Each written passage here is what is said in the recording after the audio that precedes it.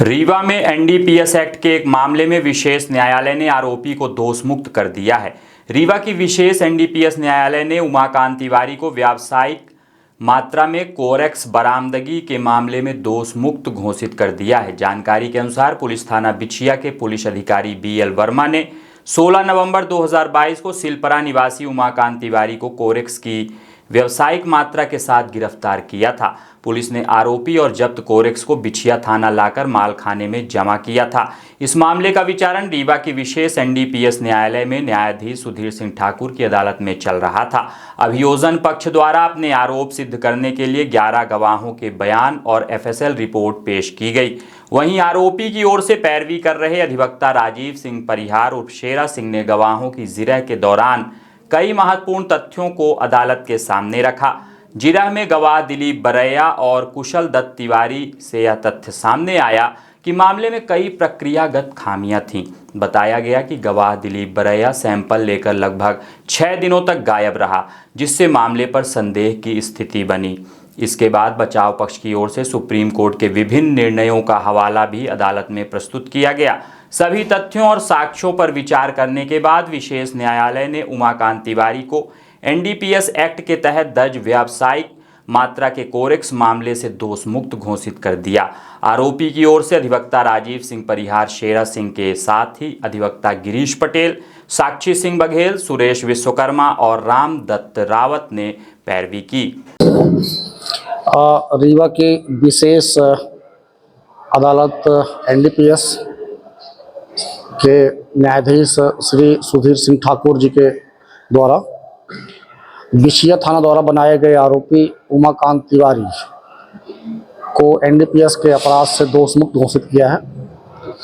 और जो बिछिया थाना द्वारा मामला दर्ज किया गया था वो कहानी ये बताई गई थी कि 16/11/2022 को दोपहर में बीएल वर्मा, जो कि वहाँ के एसआई के रैंक में पदस्थ थे, उनको एक सूचना मिलती है कि सिलपरा के पास उमाकांत तिवारी कमर्शियल क्वांटिटी में नारकोटिक्स ड्रग्स के अंतर्गत आने वाले कोडीन, जो कि सिरप के रूप में था, कोरेक्स, उसको अपने कब्जे में रखकर विक्रय के फिराक में है।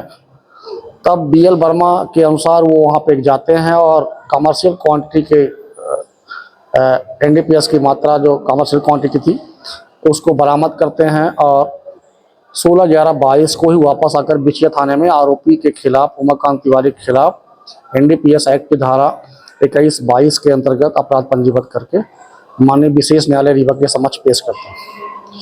अभियोजन द्वारा इस मामले को साबित करने के लिए 11 गवाहों को पेश किया गया।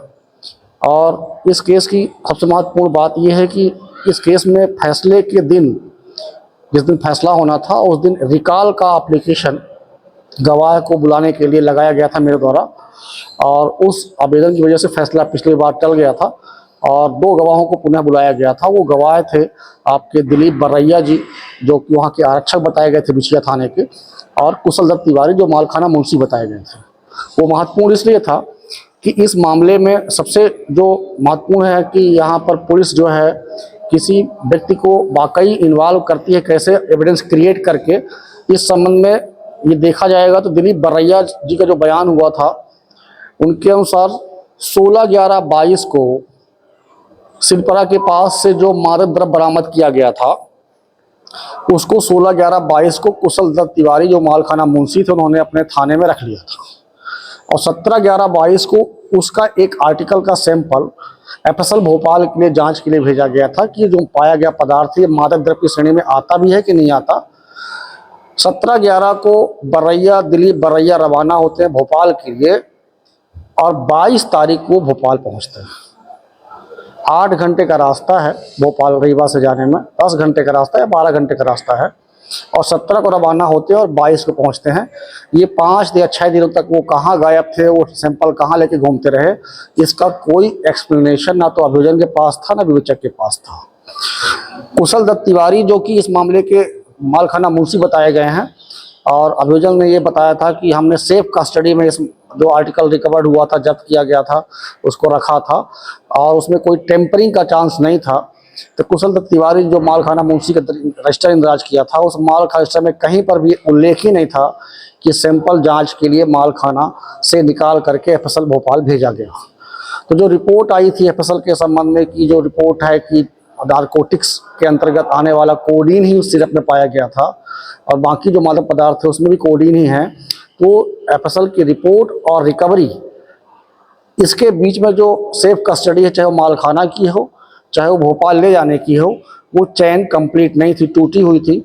और इस वजह से माननीय न्यायालय ने ये पाया कि स्ट्रिक्ट प्रोविजन होने के बावजूद जहां पर ये रिकवरी पुलिस द्वारा बताई गई थी कि कब्जे से हुई है आरोपी के, उसके बावजूद माननीय न्यायालय ने पाया कि प्रोविजन का सही पालन नहीं हुआ, डाउटफुल है। उस वजह से आरोपी उमाकांत तिवारी को एनडीपीएस के इस गंभीर अपराध से दोषमुक्त घोषित किया है। और इस मामले की पैरवी मैं राजीव सिंह परिहार, मेरे सहयोगी अधिवक्ता गिरीश पटेल जी और आपका सुरेश विश्वकर्मा जी, रामदल रावत जी